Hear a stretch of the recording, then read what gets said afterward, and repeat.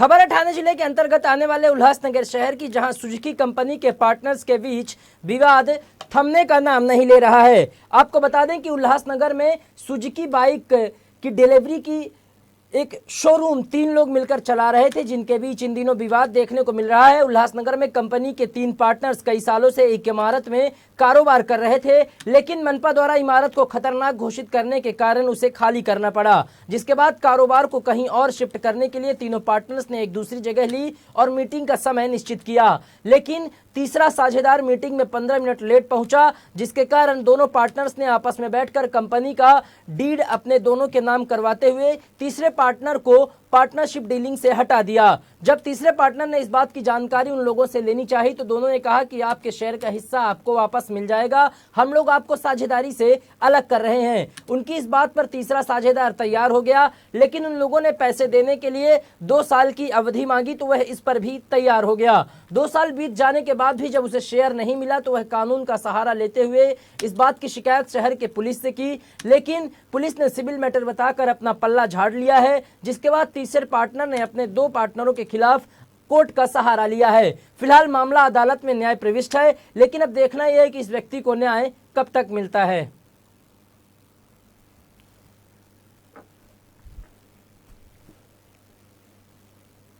Sir, हमारा एक showroom था उल्लासनगर शांति नगर में एमआरपी सुजुकी के नाम पे, जो सुजुकी का अथॉराइज्ड डीलरशिप था। वहाँ पे 3 पार्टनर थे। नंद आसवानी, जिनको पप्पू के नाम से जाना जाता है, अजय जेसवानी, दौलत चांदवानी, तीनों पार्टनर थे। तीनों की इक्वल शेयरिंग है 33.33%। हमें कंपनी से बोला गया कि आपको शोरूम शिफ्ट करना पड़ेगा बिकॉज ऑफ यूएमसी का लेटर मिला था हम लोगों को, क्योंकि हमारी बिल्डिंग इलीगल थी और वो धोखादायक थी। तो उसके अकॉर्डिंगली जैसे हम लोग ने आगे प्रोसेस किया तो हम लोग ने जगह ढूंढी। जगह ढूंढने के बाद हमें ये पता चला कि हमें कोई परचेस करने के लिए जगह नहीं मिल रही है। इसीलिए हम लोग ने फिर ये देखा कि रेंट पे जगह क्या आ रहा है, क्या और कैसे पड़ेगा। तो हम लोग ने कंपनी से एस्टीमेट निकाला कि ये क्या खर्चा होएगा। तो जब कंपनी को हम लोग ने लेआउट दिया जगह का, अकॉर्डिंगली कंपनी ने ये बोला कि इस पर 60 से 70 लाख रुपया खर्चा आएगा।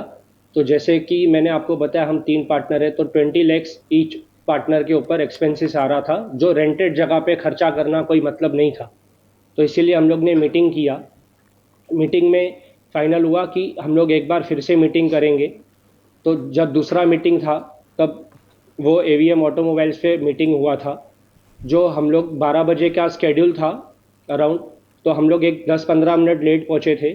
तो जो हमारे एमआरपी ऑटोमोबाइल्स के मैनेजिंग डायरेक्टर है नंद आसवानी, उन्होंने बोला कि आप 15 मिनट लेट आए हो, ये अब मीटिंग ख़त्म हो चुकी है, हमें शेयर परसेंट ज़्यादा था इसलिए हम लोग ने आपको डायरेक्टरशिप से निकाल दिया है।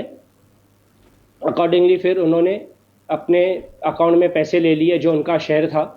अजय जेसवानी के इस पर भी उन्होंने पैसे दे दिए, उनका भी जो शेयर था। फिर हमने उनको बोला कि अब हमें भी हमारे पैसे दे दीजिए। तो उन्होंने बोला कि नहीं, अब तुम्हारे पैसे 2 साल के बाद मिलेंगे एज़ पर कंपनी नॉर्म्स, क्योंकि अब तुम डायरेक्टर नहीं हो, तुम शेयर होल्डर हो। तो हमने बोला ठीक है सर। अब सितंबर में उनको 2 साल ऑलरेडी हो चुके हैं। 2 साल ऑलरेडी हो चुके। तो अब फिर हमने उनको बोला कि सर अब तो 2 साल हो गए, अब क्या है। तो उन्होंने बोला नहीं, अब आपको जो टाइम लगेगा वो अकॉर्डिंगली हम लोग ये करेंगे कि आपका जो भी पैसा है वो हम देंगे आपको, मगर आपने जितनी भी हमारे ऊपर कंप्लेन की है वो सब कंप्लेन वापस निकालो। वो कंप्लेन वापस निकालने के लिए हम लोग रेडी है, मगर ऐसा है कि वो बोलते पहले कंप्लेन निकालो फिर हम आपका पैसे रिलीज़ करेंगे। सर, हमने उनको यही बोला कि आप एक एमओयू बनाइए, एमओयू में आप भी साइन करिए, हम भी साइन करेंगे, अकॉर्डिंगली हम लोग कंप्लेन निकाल देंगे। हमने उनकी कंप्लेन 3 से 4 जगह पे की है। एक ईओडब्ल्यू में किया है, आरटीओ ऑफिस में किया है, सेंट्रल पुलिस स्टेशन में किया है। पुलिस ने ये कहा कि ये एक सिविल मैटर है, कोई क्रिमिनल नहीं है, इसीलिए हम आपकी कंप्लेन नहीं ले सकते। हम लोग लॉयर के पास गए, लॉयर ने ये बोला कि हम उनको एक लेटर भेजते हैं। उनको लेटर भेजा तो उन्होंने एक मीटिंग रखी थी। वो मीटिंग में उन्होंने एक आसरा दिया कि हम 2-3 दिन में फिर से आपसे बात करेंगे, मगर फिर उन्होंने एक लेटर भेजा कि अभी ये पेमेंट आपका 2 साल के बाद ही रिलीज़ होगा। वो 2 साल ऑलरेडी सितंबर में हो चुका है।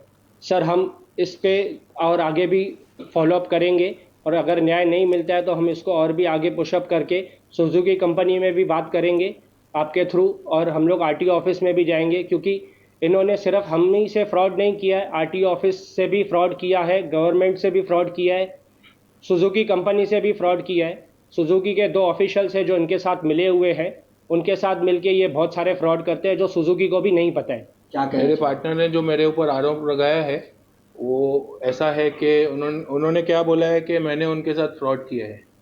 तो ऐसा कुछ भी बात नहीं है। मैं न्यूट्रल हूँ अपने जगह पे, और मैंने ऑलरेडी 3-4 बार उनसे मीटिंग हुआ है मेरा, और हर टाइम मैंने उनको बोला है जो आपके पैसे है आप ले लो, मेरे को कोई भी ऑब्जेक्शन नहीं है।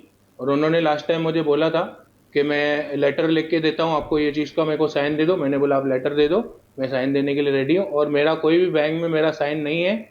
और जो भी है मैं न्यूट्रल हूँ, जो भी है उनका जो आपस में झगड़ा है वो लोग आपस में देखें। वो उनका और दोनों का ऑलरेडी 10 साल से ही झगड़ा चालू है। 2000 मेरे पिताजी जब से एक्सपायर हुए तभी से उनका ऑलरेडी झगड़ा चलता रहता है, और उनके बाद क्या चल रहा है उनका वो मुझे कुछ भी नहीं मालूम है। और उनकी भी मीटिंग्स हुई है और मेरे साथ में भी मीटिंग्स हुई है।